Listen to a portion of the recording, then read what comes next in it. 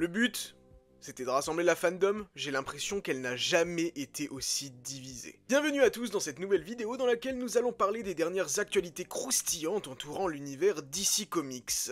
Que ce soit du DCU de James Gunn, de The Batman ou du Elseworld, aujourd'hui on parle de tout. Et aujourd'hui, on y va à la cool, parce que la fatigue est présente. C'est la fin de l'année, beaucoup de choses à gérer, les cours, les vidéos, le reste, la vie, tout. Donc oui, la fatigue est présente. Malgré tout, c'est peut-être la fin de l'année, mais les actualités d'ici, elles, sont toujours aussi présentes. Et avec le trailer de Superman qui arrive, bah ça va clairement pas se calmer, au contraire, ça va s'accentuer. Trailer de Superman qui devrait bel et bien arriver en décembre, malgré le fait que James Gunn aime bien en jouer sur Thread en disant « Ouais, est-ce que j'ai dit que c'était en décembre ? Oui, ce sera en décembre, c'est bon, à un moment donné, il faut le lâcher là, le trailer. » On sent justement même que il y a un petit côté où c'est même un peu pénible, ce jeu d'attente du trailer où James Gunn « peut-être, oh, non, pas le 15, pas le 16, pas le... » Ah, c'est un peu relou, D'ailleurs, la James Gunn, on va voir dans cette vidéo...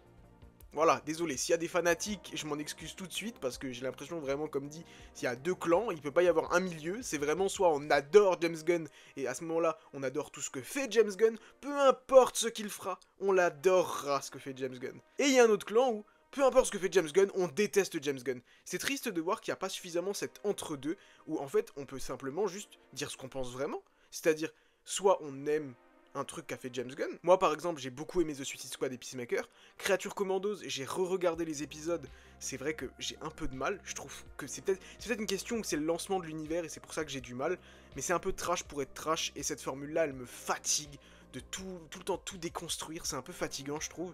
Donc voilà, malgré tout, il y a des choses que j'aime bien chez James Gunn, des projets qu'il a annoncés qui me hype, le film Superman me hype énormément. Maintenant, il y a d'autres trucs où, ouais, j'ai beaucoup de mal avec le personnage et avec certaines décisions qu'il semble prendre pour son studio. Par exemple, comme dit, on en a beaucoup parlé, mais des projets qui sortent vraiment de nulle part.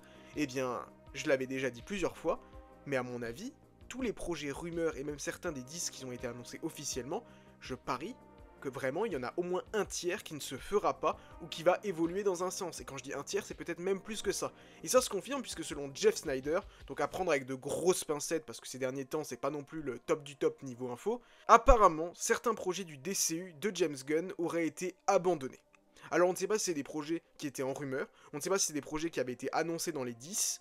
Pour l'instant on ne sait pas, mais oui, il y aurait bel et bien des projets du DCU qui auraient été annulés. À mon avis, la raison, elle est simple, c'est que Warner Bros n'a plus d'argent, c'est une réalité. À l'heure actuelle, Warner Bros n'a plus de sous, n'a plus le sou. Donc ils doivent recentrer à mon avis les projets et c'est important de se concentrer en quelque sorte sur des valeurs sûres. Superman, ça reste une valeur... Si Superman flop, franchement, je serais quand même choqué. C'est une valeur sûre, je dirais. Supergirl Woman of Tomorrow, ça peut être une valeur sûre, c'est un personnage quand même très connu, Supergirl, notamment grâce à la série. The Batman Partie 2, la série sur les Green Lantern. Voilà, on n'est pas sur des trucs trop renégats, trop qui sortent vraiment de nulle part.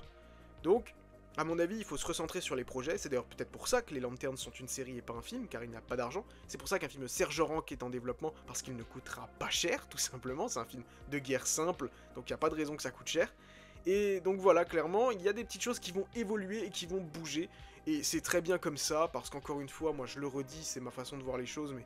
Le DCU, j'ai absolument pas du tout envie que ce soit un univers qui soit construit autour de personnages secondaires et tertiaires et que les personnages principaux de la Justice League soient mis complètement en arrière-plan. C'est clairement pas ce que je veux, c'est clairement pas ce que j'attends du DCU et même d'un nouvel univers DC. Je veux dire, on en attend depuis tellement longtemps cet univers DC. Enfin, je veux dire, le DC Extended Universe, au final, c'était des personnages secondaires et tertiaires. Batman et Superman, ils ont eu un film. Enfin, il y a eu le film Superman Man of Steel et Batman vs Superman. Donc oui, clairement, il faut mettre les légendes en premier plan et inclure des persos secondaires par-ci par-là qui justement peuvent gagner après de l'intérêt. Mais on voit bien chez Marvel, les personnages secondaires sont devenus les personnages en quelque sorte principaux après Endgame, et non, ça n'a pas fonctionné. La preuve, ils se dirigent certainement vers un soft reboot. Et en plus de ça, ils ont été obligés de ramener Iron Man et Captain America, enfin les acteurs en tout cas. Néanmoins, j'aime quand un projet sort un petit peu de nulle part, comme le projet Elseworld du film sur le Superman noir réalisé par J.J. Abrams.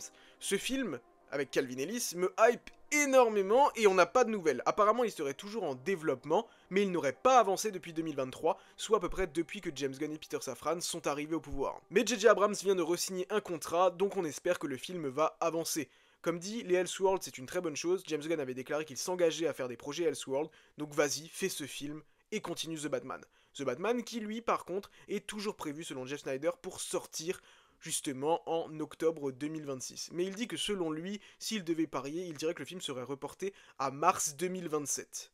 Je n'y crois pas une seule seconde.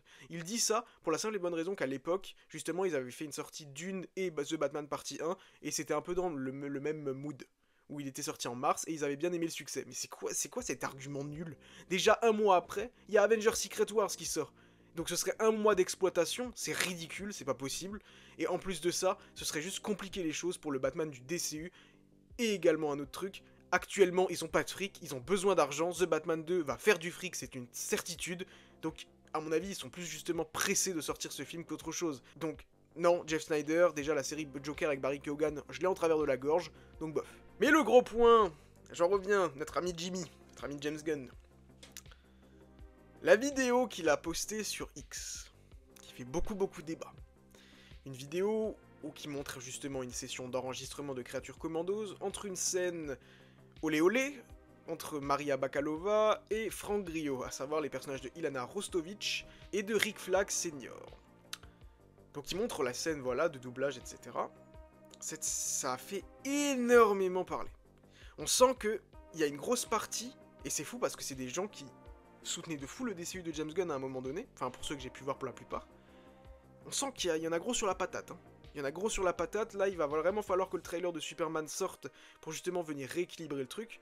Moi ce que j'en ai pensé, c'est que pour moi c'est pas approprié, dans le sens où c'est pas une question que c'est pas approprié, si c'est pas approprié déjà, mais c'est-à-dire que là c'est une accumulation de choses dans ces interviews, c'est voilà, ouais, un truc sexuel. Il a fait une interview, il y a 3 fois le mot sexuel qui est revenu dedans.